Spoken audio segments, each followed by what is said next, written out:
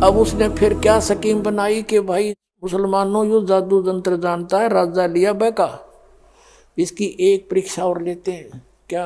पहले कुएं होते थे 200 150 200 फुट गहरे, और उस गहरे कुएं में क्या होता है कि उसमें पानी नहीं होता, और उसमें एक ऐसा बन जाता है वो दरार सा, उसका पता नहीं तू कितना गहरा और अलग से होता है। उन्होंने स्कीम बनाई मुसलमानों ने मिलकर के कि भाई इसको गहरे कुएं में डाल के ऊपर तो छड़े कांटेदार झाड़ियाँ मट्टी कंकर भर देंगे उसको, हैं, और ये कहो कि अगर इसमें जीवित पा गया तो हम मान लेंगे खुदा है।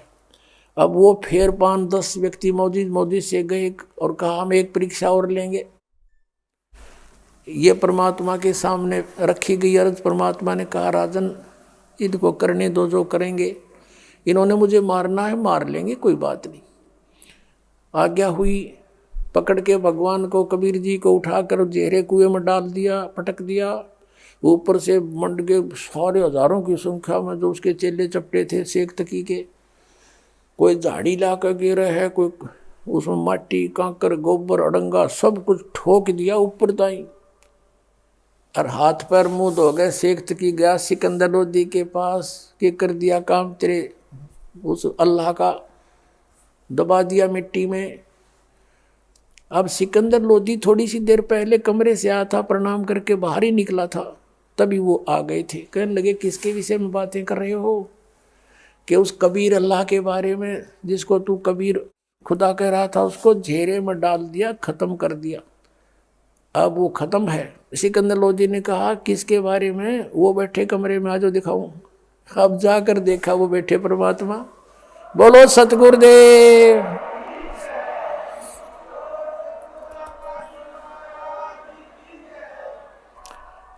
अब पुण्यात्मा शेख तकी नीच व्यक्ति था, इतना देखकर चरणों में शीश रख देना चाहिए था उस नालायक ने कि भगवान के साथ खस रहा है, लेकिन वो प्रभुता ना छूटे थी। कुछ दिनों के बाद कुछ तुरंत ही उसने एक परीक्षा ली, फिर कहा कि देखो भाई मुसलमानों एक परीक्षा और ले लो। क्या?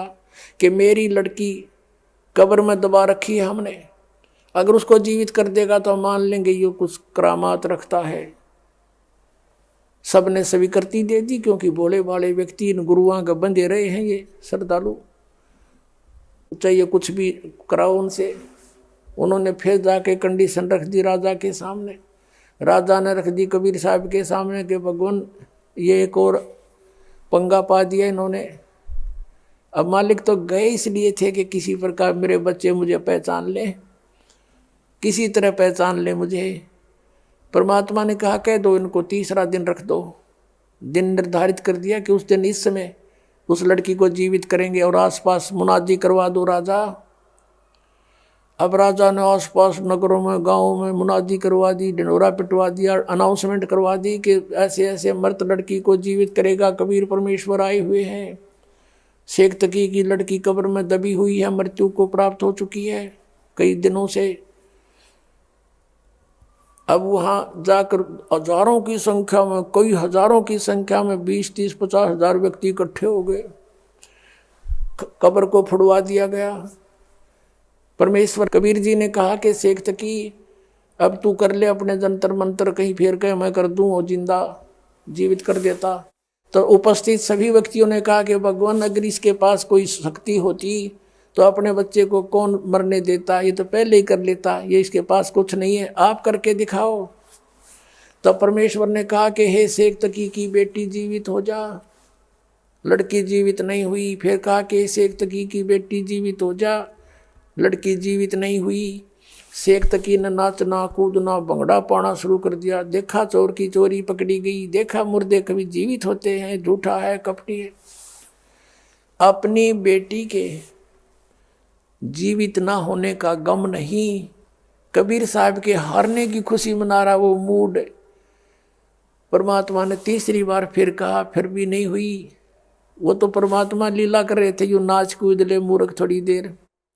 फिर कहा कि हे जीवात्मा जहां भी है तू, कबीर हुक्म से वापस आ, प्रवेश कर इस लड़की के शव में और बाहर आ जा। तुरंत लड़की कंपन हुई, लड़की बाहर आकर प्रणाम किया। बोलो सतगुरुदेव।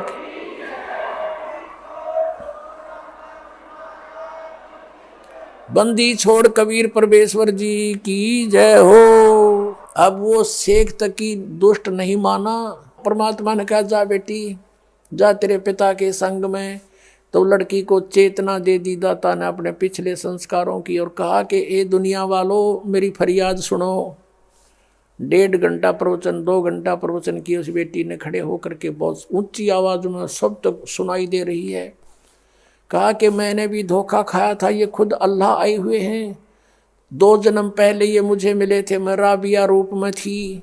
उस समय मैंने इनकी 4 वर्ष भक्ति करी थी, फिर मैंने लोक लाज में छोड़ दी थी। उसके कारण मैं अगले जन्म में एक बांसुरी नाम की लड़की बनी वैश्या, और मैंने मक्के में अपना शीश भी चढ़ा दिया था और सब जगह मेरी वाह वाह हो रही थी। लेकिन अगला जन्म मेरा इस एक तकी के घर में लड़की का जन्म हुआ और अब 12 वर्ष की आयु में मेरी मृत्यु हो गई थी। धर्मराज ने कहा था कि इसका भाग्य जीवन नहीं है, इसको डाल दो 84 लाख योनियों। अब परमेश्वर ने जा करके मुझे छुड़वाया वहाँ से। कबीर ये खुद गए और कहा छोड़ो इस आत्मा को, और वापस मुझे प्रवेश करके शरीर में ये खुद लेकर आए हैं। ये अल्लाह है, खुद कबीर है, परमात्मा है, और पहचान लो इनको। कहते हैं कई हजार व्यक्ति हिंदू और मुसलमान कबीर परमेश्वर के शिष्य बने। बोलो सतगुरुदेव।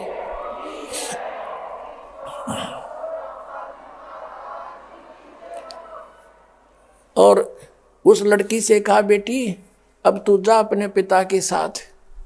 लड़की ने कहा कि नहीं, इसका और मेरा संस्कार समाप्त हो चुका है पिता पुत्री वाला।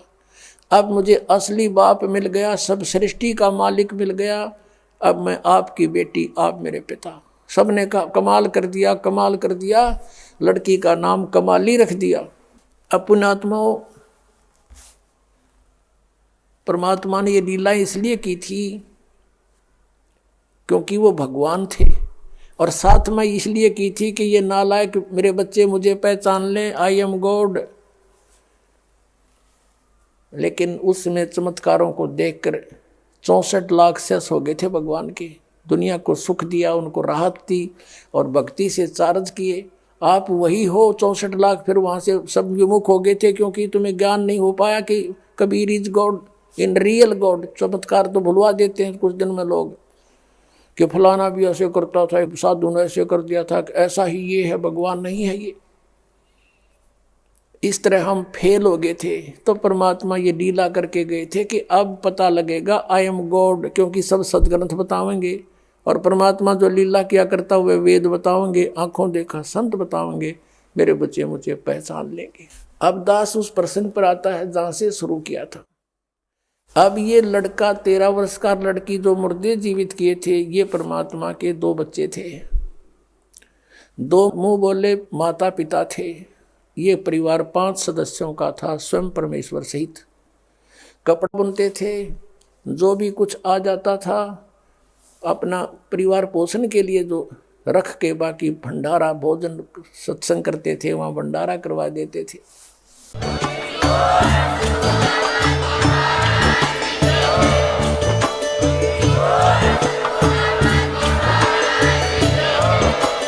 आप सुन रहे थे जगत गुरु तत्वदर्शी संत रामपाल जी महाराज जी के मंगल प्रवचन। अधिक जानकारी के लिए विजिट कीजिए हमारी वेबसाइट www.jagatgururampalji.org। संत रामपाल जी महाराज जी के शुभ आशीर्वाद से पूरे विश्व भर में 500 से भी ज्यादा नाम दीक्षा केंद्र हैं, जिन पर संत रामपाल जी महाराज जी द्वारा ऑनलाइन निशुल्क नाम दीक्षा दी जा रही है। अपने नजदीकी नाम दीक्षा केंद्र का पता करने के लिए संपर्क करें 8222880541।